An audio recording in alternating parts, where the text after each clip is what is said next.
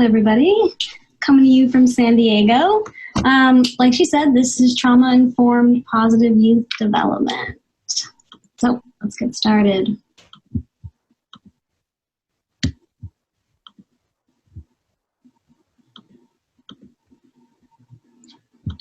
Okay, so let's start with an icebreaker. So if you feel comfortable, in your chat box, write your name, your role, like what you do, and one sentence with an emotional word in it. So I feel tired, I feel bored, whatever that may be. And then if you feel comfortable, pronouns. So he, him, she, her. I'll go ahead and start. My name is Leah. I'm the presenter. I feel nervous. And she, her are my pronouns. So a little background on me. I'm an LCSW. I'm licensed in California and Washington. I've worked in shelters for women and children, drop-in centers, mental health clinics, court-mandated provider, program manager for an LGBTQ youth, severely mentally disturbed youth. I worked in sex trafficking, sexual offenders. Like Ashley said, currently I'm working with Survivors of Torture International, and then I have a private practice. In the private practice, I mostly see military and trauma. That's just kind of the name of the game here in San Diego, which is partly cloudy and about 67 degrees. So, yeah, let's see what everyone's talking about. I see antsy in the chat box. I think that one's a funny one. That's how I feel after coffee. All right, cool. Cool.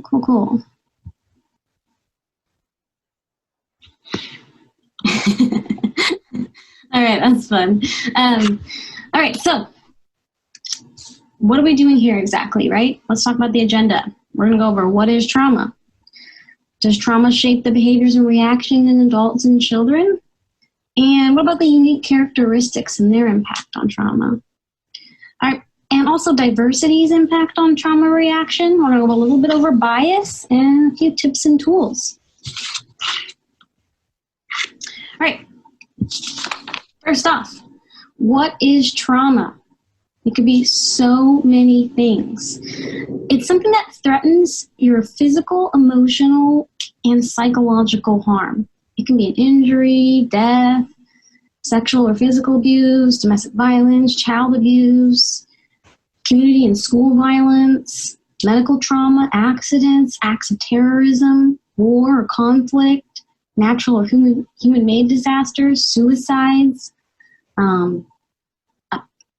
worldwide pandemic.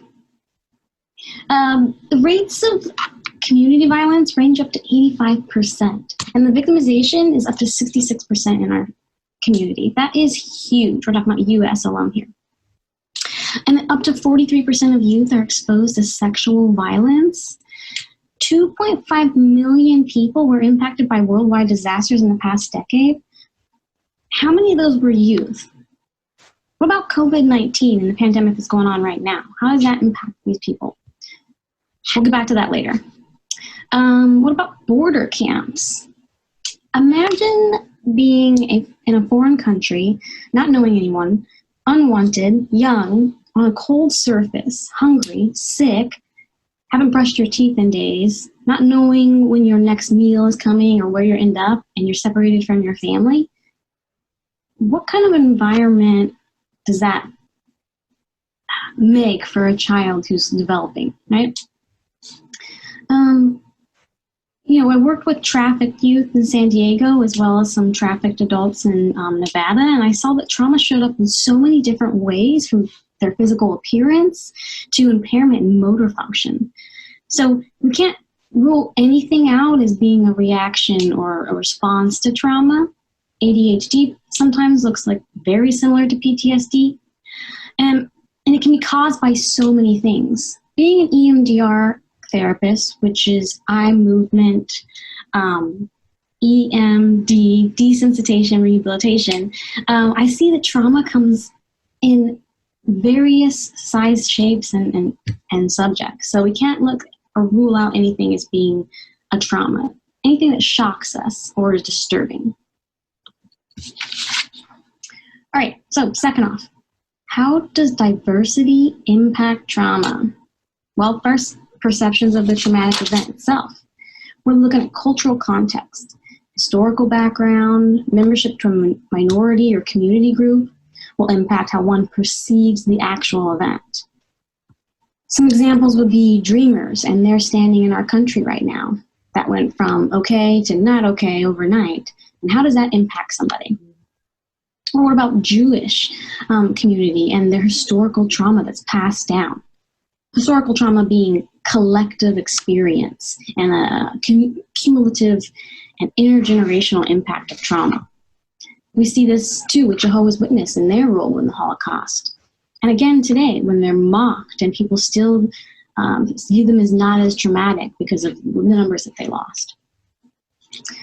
Also, access to trauma services. So it's common in ethnic and racial minority groups to have less access to trauma services. You see this with Black and Brown people having less likely to receive psychotropic medication from their primary care physician when they complain of a mental health concern. They're also more likely to drop out of treatment early. Now, working with trafficked youth that was a second-generation Mexican-American, I was very concerned because the youth needed to be on mood stabilizers. This was a very serious type of disorder. But the parents didn't believe in medication or really believe in therapy. So what type of impact does that have on the child seeking services or even being supported when they seek out their own services? All right, so now looking at barriers. Don't forget barriers people face when accessing service include sensitivity from the providers, the impact of racism, or is there a provider even in their community? Is there a trauma provider in y'all's community? It's somebody that specializes in trauma. Go ahead and put it in the chat box if you know. All right, I worked for SafeNest. It was this shelter for domestic violence survivors, women and children, and I oversaw the rural program. So basically, I would go to Mesquite, Nevada, or Boulder City, and I would provide domestic violence victim services and sometimes court-mandated services to perpetrators. And I found that there was a great need for services out there, but not a lot of providers. And how does that look when a woman is trying to escape an abusive situation and she lives in a rural community? How is she going to get the services when she lives out there, right? So definitely where we live, the community groups we belong to are going to be impact the way we access services. All right, let's take a look at coping. We can expect some type of distress or behavior change in a youth after a traumatic event, no matter how small or short, not all are short term. The response to traumatic experiences doesn't necessarily mean that it's problematic. Maybe this is a new coping skill that they've developed. So remember that these behavior shifts that you're noticing, while they may not make sense to you particularly, it might be the youth's way of coping with it.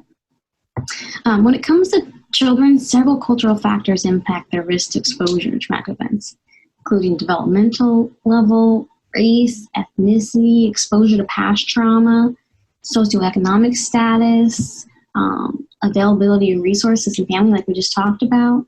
I'm thinking mostly here would be like boys, Native American youth, and youth living in poverty are more likely to experience community violence. So they're also they're less likely to have access to traumatic services. I want to talk a little bit about diversity and its impact on coping and how somebody perceives somebody else's coping. So cultures and groups seek treatment differently.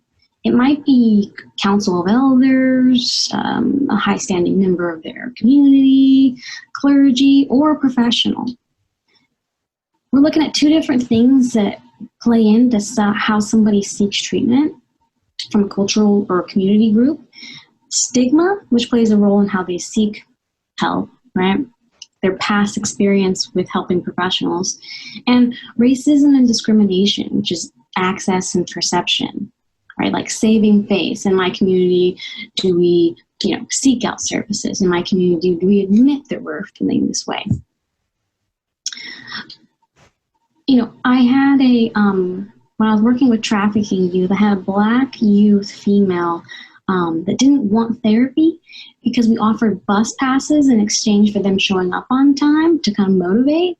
Anyway, she felt like we gave a bus pass that she'd be in debt to me somehow, and she didn't want that. So, that is diversity's impact on the way that she sought services, right? Culture can impact how a person views or experiences trauma. Different cultures may see a stressful event as like normative or common, like a coming of age ceremony. But also diversity can be a protective factor, right? So some cultures perhaps dance or speak in tongues or draw. All right, we're going to go over trauma-informed care. In the chat box, has anybody heard of this before?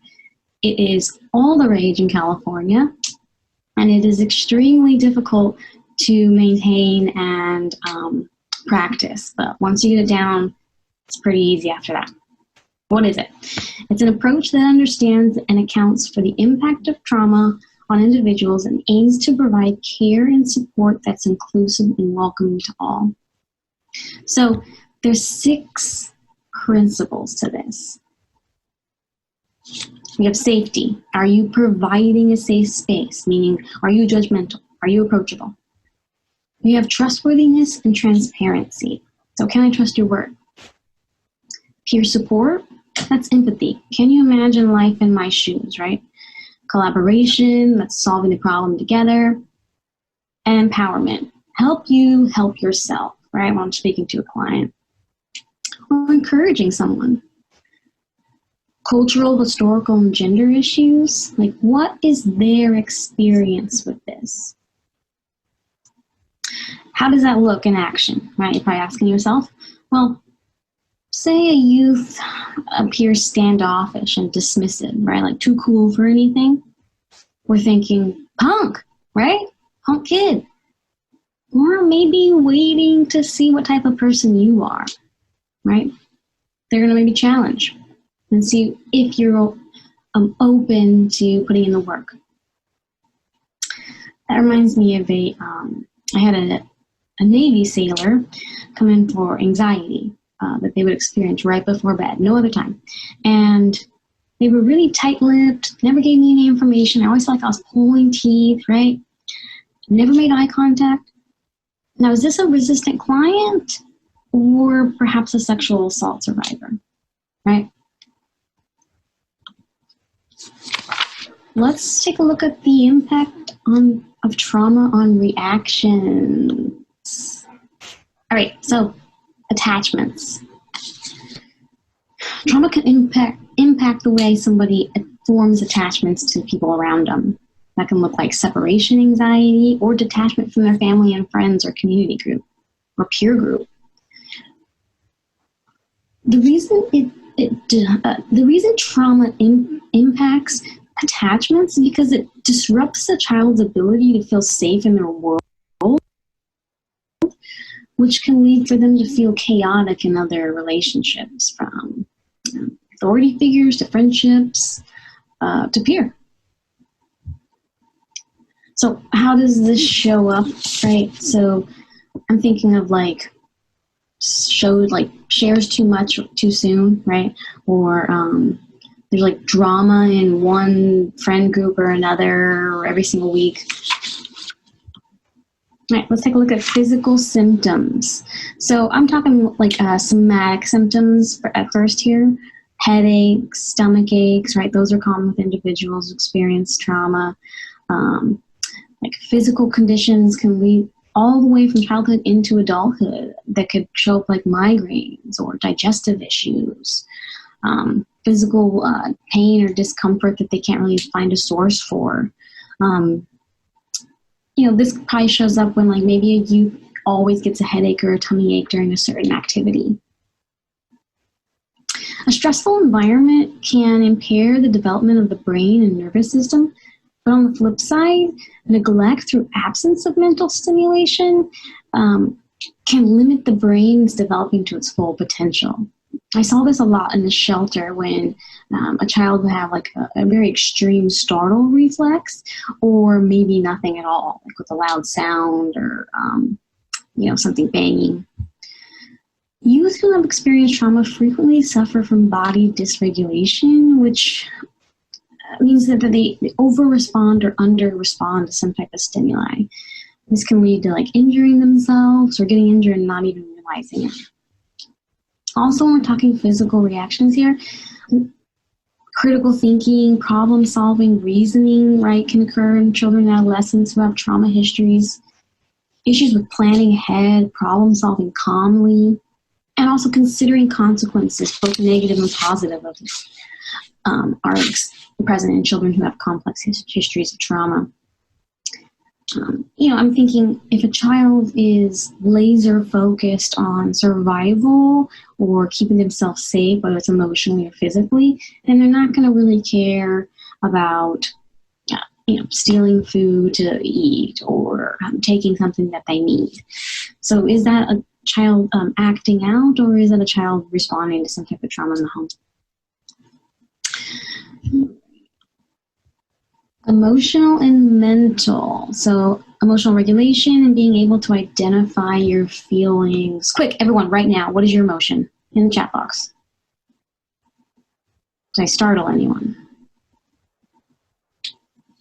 All right, so individuals who experience trauma, especially children and youth, may have difficulty identifying and expressing and managing emotions. This can look like night terrors, sleep disturbances, right?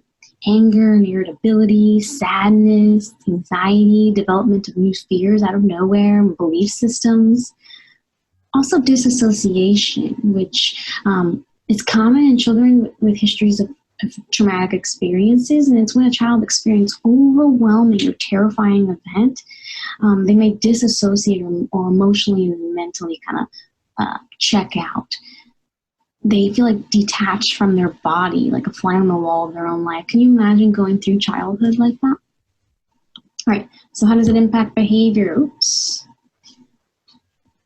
One too far. All right, behavior. Easily triggered or acts out. Looks different for every child and youth, right? And adult. Range in behaviors from depending on developmental level. Think about like a youth that gets into a lot of fights or is very argumentative. Acting out or just easily triggered. This looks like a youth with really small trigger, maybe turning a molehill into a mountain. They always feel like threatened or like somebody's disrespecting them. What about the impact of trauma on the future? So youth that grow up surrounded by violence or traumatic events learn that the world is not safe and they have no power to change it. This can impact a child's perception of the world and in turn impacts the ability to learn to take positive action. In other words, hopeless.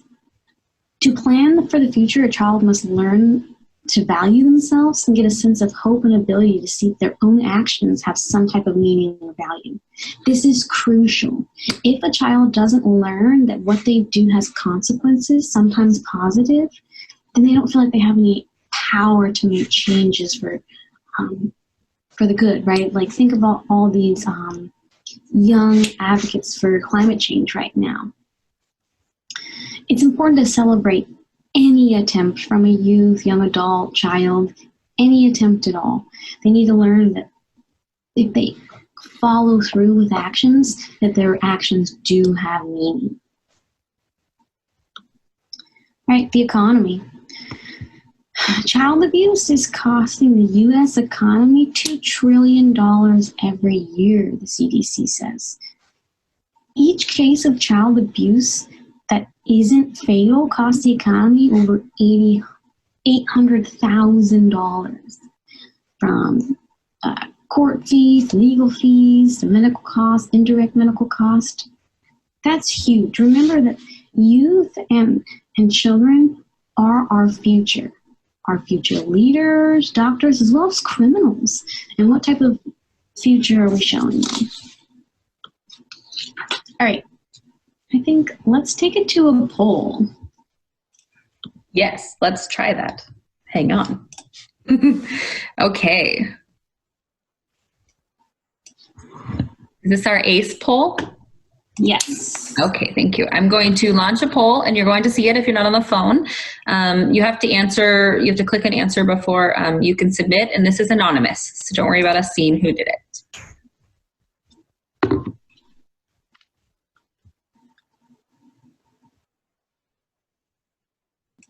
And we'll just give it a couple of minutes. I voted. Am I allowed to? Now I'm going to have to ignore the whole poll because you voted. And Leah, while we're having everybody take a poll, you might want to check the chat. We may need a little debrief after this. Some people are expressing some, this is a tough topic to hear about. So, 19 out of 22. I love that I can see the progress. And we'll show you this poll as soon as it's all done. I don't see any progress. That's because I'm the host. Yeah.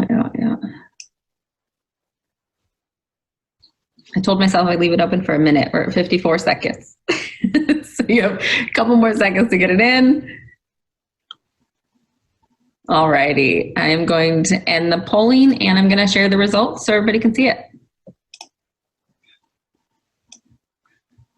You see that, Leah? Yeah. Wow. All right. That's cool. So it looks like most, 43%, think 0 to 1 ACEs, or adverse childhood events, leads to significant challenges.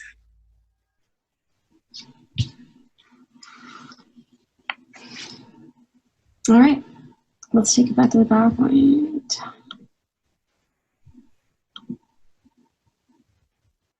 So, adverse childhood events, what are they, right? Experiencing 4 or more ACE is associated with significantly increased risk of 7 out of the 10 leading causes of death in adults. Kind of a trick question because any one of them would make a difference. I have more trick questions coming too, so keep on your toes. Okay, functioning. Functioning in school and or work, peer groups, and family can be impaired by symptoms. We're just going to see that, right? Some type of functioning will be impaired. It's a requirement of a trauma diagnosis. The ACE study. It was an adverse childhood experience study. It was done in, I think, 1995 was the first year it was done. Does anybody know for sure? Go to the chat box. I think it was 1995. It was a long-term study that looked at the lasting impact of childhood trauma in adulthood. It surveyed 17,000 participants ranging from 19 to 90. The results demonstrated the connection between childhood trauma exposure and high-risk behaviors, chronic illness, and death. So 4 more are associated with a higher risk of death. That's pretty serious. We're going to go over a couple ACE study questions. If no one's familiar, if no one's taken this, I highly suggest you do. It's good insight, and it's also kind of like the bread and butter when we're looking at like childhood traumatic experiences. So, before your 18th birthday, did a parent or other adult in the house very often? Sorry, I had to move my camera, my little humans. Okay, in the adult household, often or very often swear at you, insult you, put you down, or humiliate you, or act in a way that made you afraid that you might be physically hurt. Another question looks like this. Before your 18th birthday, did you often or very often feel that you didn't have enough to eat, had to wear dirty clothes, and had no one to protect you, or your parents were too drunk or too high to take care of you or to take you to the doctor if you needed it? So those are the type of questions that are on the ACE study. And basically what they're saying, if you score more than 4 on this task, there is a higher risk when you get further on in adulthood for high-risk behaviors like smoking, chronic illness, and early death. All right. We have another poll, unconditional positive regard. All righty, let's launch that poll. We already know it's a trick question. She warned us. There we go. And as everybody's doing that, Leah, what was interesting on that last slide was that the adverse childhood event, I don't think you said this, not having enough to eat, that's also trauma. Yeah, definitely. Food insecurities is definitely a trauma. Not knowing when your next meal is coming or what it will be. I think a lot of people think about violence, getting hit, getting a car accident, war, but no, poverty has a lot of that as well. So I guess for when I'm talking shop with other therapists, we talk about little T trauma and big T trauma. So a big T trauma would be something like war, conflict, right? An accident. A little T trauma is, one time my dad made fun of me for eating pancakes because I was getting a belly when I was 10, and I have never eaten a pancake since. That's a very small thing that happened at 10 years old, but over 2 decades later, I still don't eat pancakes. And right. Now I'm thinking about all the things I say to my children. Yeah. I'm going to end the polling and share the results here, I think. There. All right, let's do it. Here we go. There you go. Oops. Wow. Okay. Your crowd's too smart for you. Yeah, I did not expect that. I was trying to trick you again. All right. Let's see. Back to screen share.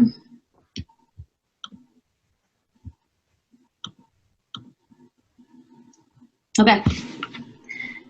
Unconditional positive regard, right? It's from Carl Rogers, and it's complete acceptance and support no matter what. What can I say? This is pretty much vital. You don't have to agree. You don't have to like it.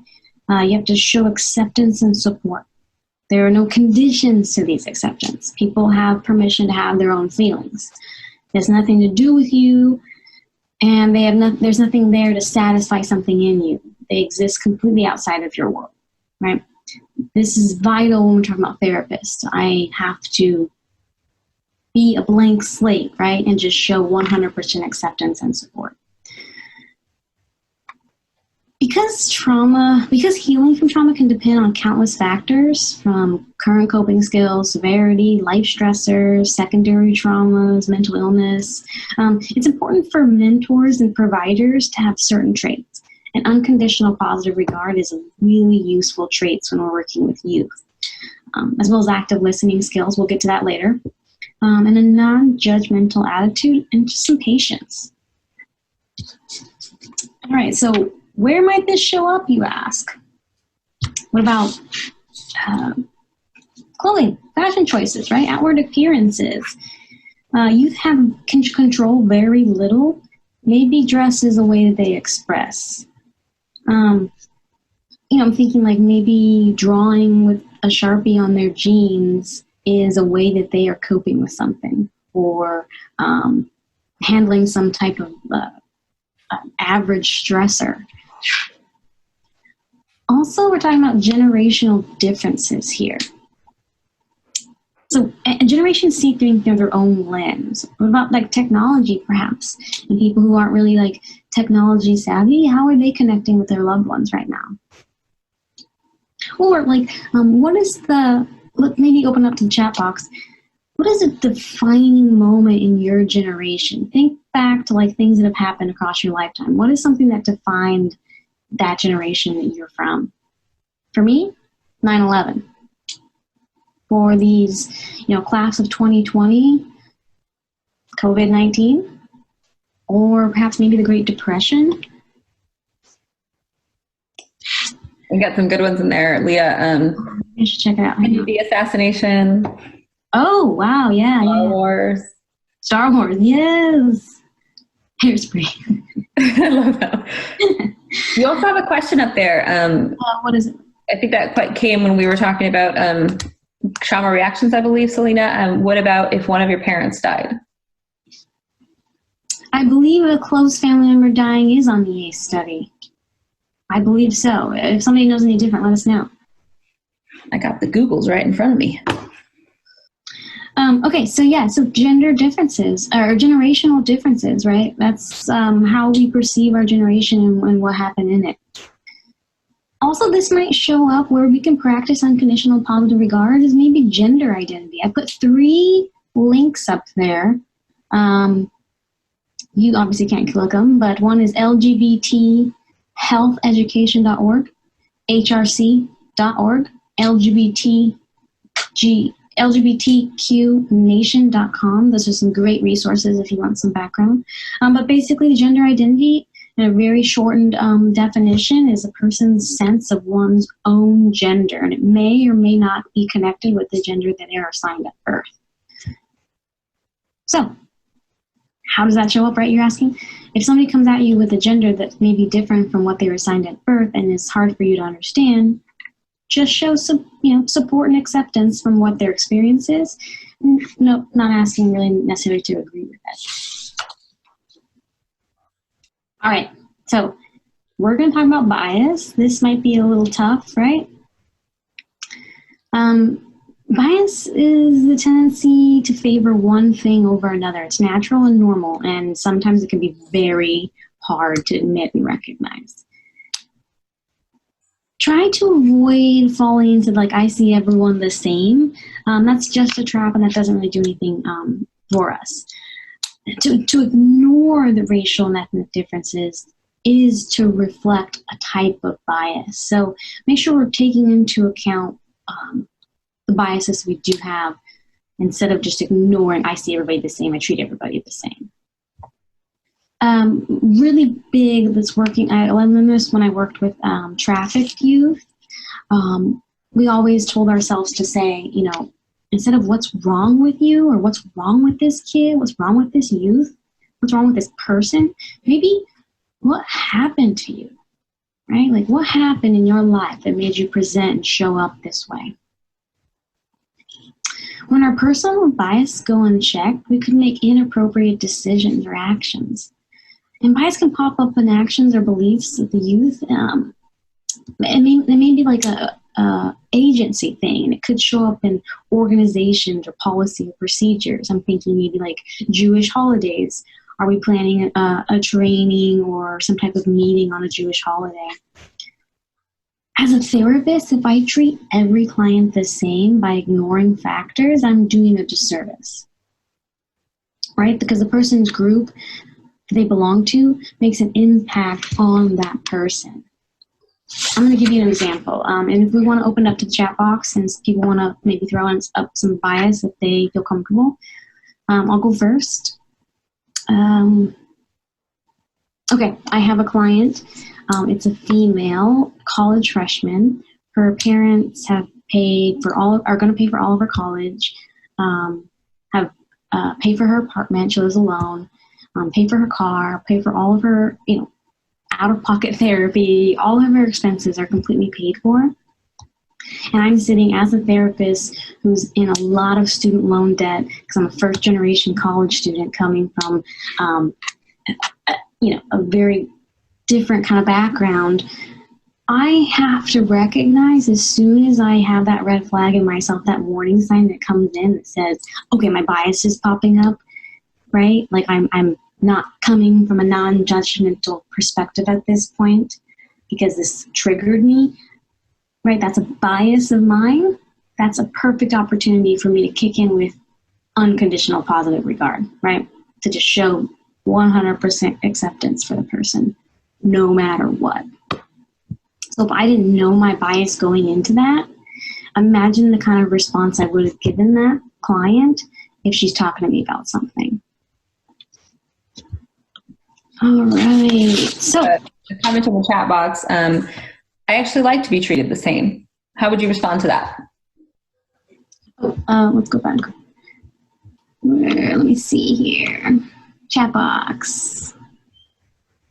I actually like to be treated the same. Same as everyone else, I think. Right. I mean, definitely we don't want any special treatment, right? But we want to take into account somebody's diversity rather than ignoring it. So we're not giving any, doing anything extra or doing anything less for somebody, but we're just saying this person has a different view or lens they're seeing this through. Does that make sense? Can I provide an example? I think, and it's something that I didn't really think about. We have a grant right now. We're providing, it's a Yay 4-H grant, healthy eating education to youth in an after school program. And for us, the after school program, obviously they're not meeting right now. And it was a challenge. At the meeting that we had where we were talking about food and all these things, and we're talking, well, how do we talk about healthy eating in a virtual world, all these kinds of things. And one of the faculty chimed in, and it was a great thing to say and something that not everybody thinks about. This might not be the best time to have the image of lecturing on what good food you should and should not be eating. Because right now, some people are just barely struggling to get any food. And we shouldn't make them feel bad about the food they are able to get. So it was an interesting, it was really interesting to, and I love that kind of stuff. It's good to be reminded on a regular basis, even if you have the training and the background. Hey, just remember, not everyone can get, whole grain bread right now. Right. Wow, I didn't even consider that. All right, great. I'm loving the chat feature. This is like open. I wish I had this in different things. All right. Some tips. Awareness. So be aware of labels and stereotypes. Everyone is familiar, so be mindful of their influence. Check yourself before you wreck yourself, right? Check your intentions. We all have a value and belief system that influences how we see and interact with the world around us. And we're not trying to change somebody else's value or belief system. We're trying to help people clarify theirs and identify their values and beliefs. And how somebody does that is simply modeling our own belief system and our own values. Just be there, right? No fixing, no saving. Every person has an inherent worth. And working with a family to find their own is very powerful and encouraging. Be real. Be genuine and humble. You can smell fakeness. And relationships with youth can be challenging. But you have to stick with it because then that models your values and belief systems, right? Focus on understanding somebody's experience rather than knowing everything. Approach with curiosity. This is one of my favorites. It's seeking to gain information on a topic, not to satisfy your own curiosity, but to gain more understanding. And this can be done with discussion and learning, conversations in a safe space like we're doing right now, and to gain insights and perspectives. All right, and seek out guidance and help. Go to staff, go to other volunteers, supervisors, go to the internet, seek out guidance when you need it. All right, boundaries. So I'm going to show you how to set boundaries in 6 easy steps. Okay, 1, know your limits. Right? Know what you can do, know what you can't do, know what you like to do, know what you do not like to do. Identify your feelings. Quick, everybody right now, what are we feeling? Chat box. State those feelings and limits assertively and directly. Be gentle with yourself. Allow yourself permission to have boundaries. Be self-aware. Keep checking back in with yourself. Is this a boundary that I want to keep up? Do I need to strengthen it? Do I need to let some of go? And seek guidance and support when necessary. Okay, so how does this look, right? You're probably asking yourself. I'll give you a personal example. Know your limits. I can only see about 30 clients through telehealth a week before my eyes melt out of my head, I feel like. Identify your feelings. I'll feel overwhelmed if that becomes the case. Pressure.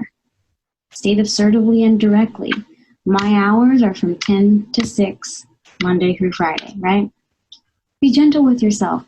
Of course I have a waiting list and people really need my help right now, but also I need to take care of myself before I can take care of somebody else. So I'm going to allow myself to have this boundary.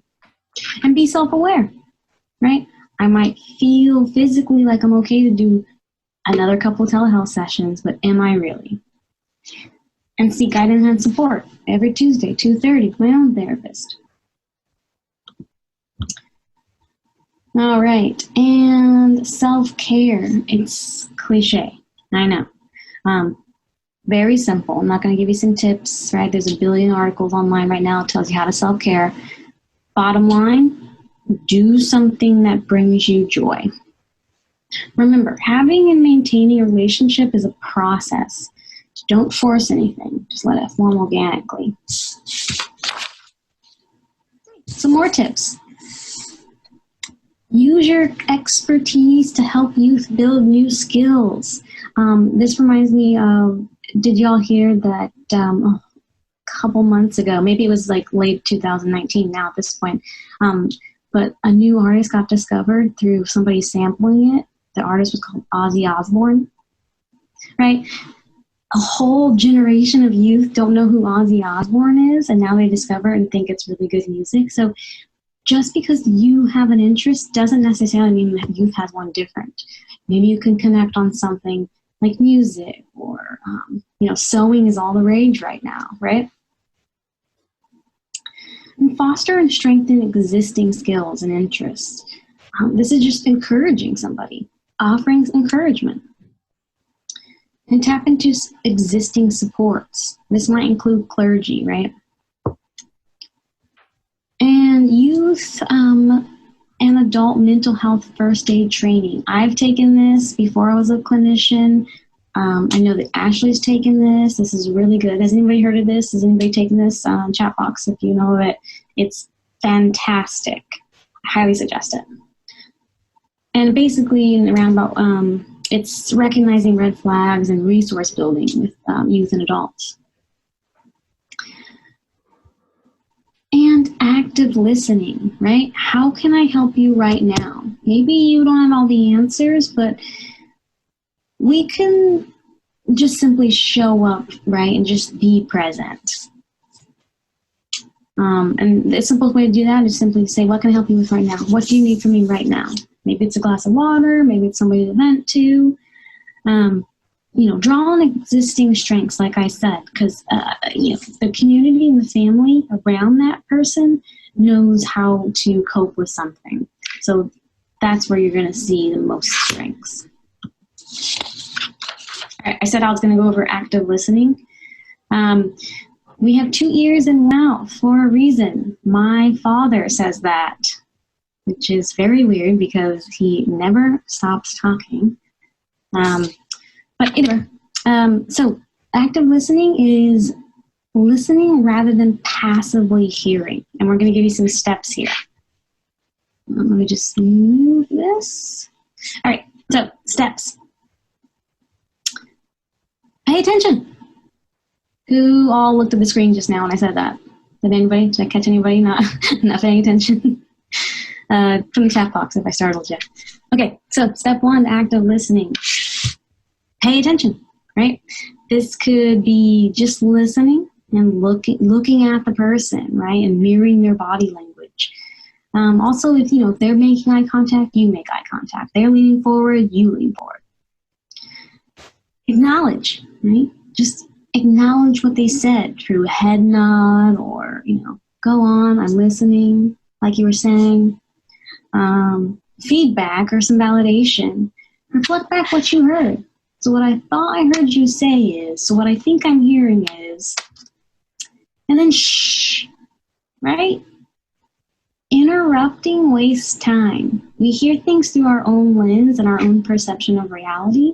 So just listen to their experience. I'm thinking active listening. Every person reacts to trauma differently in their own way. So listening and being patient with the youth and understanding their experience, as well as their family's experience. Don't count out culture and sort of how it shapes our experience. Think back earlier when we were talking about like attachments, right? The physical and emotional stuff. When we talked about behavior and orientation of future or economy, right? When we talked about $2 trillion, like those are the impact of things on the way the person responds. I'm thinking about one of my clients. She is an adopted female. She's originally from Somalia, and she's currently in a poly and interracial relationship. Now, she has several different cultural and community groups that she may belong to, and if she, being a survivor of sexual assault, how does each one of those groups view the trauma and what that means? Maybe we don't know. Maybe we have experience with Somalian females, but you can sit back and just listen to what they're saying. Don't try to offer anything up. Just listen. Remember that listening gives the other person time to reflect. Allow time to pass when you're gathering your thoughts. We don't have to respond right away. And also, be careful with positive reinforcement, like nodding your head. I learned this the hard way when I was working with convicted sexual offenders. I would nod my head as they were talking, and I didn't really find it appropriate. I thought it would come up like I was agreeing, and I obviously wasn't. So something like a hand gesture, or I'm listening, I'll wait, if the person's like getting upset or crying. So don't be afraid of any silence. And when it's appropriate, note-taking. Or just remembering key points, like who, what, when, where, why. Also, it's important to ask clarifying questions to get more information rather than just to satisfy your own curiosity. All right. For today's takeaway from this, I'm going to turn to my roommate. Jen is a program coordinator of iCare in San Diego. It's a program that works with sexual trafficked youth. And she says, you need to know how to hold a space for youth no matter what, naughty word deleted, experiences they've had. Your opinion and judgments aren't helpful. They just distract from the interaction. All right. So that was trauma-informed positive youth development. Leah, I just want to say thank you really quick. I am going to stop the recording, and I think this is a really good time to have discussion that's not on the recording, so you can feel free and comfortable to ask questions. So give me just 1 second.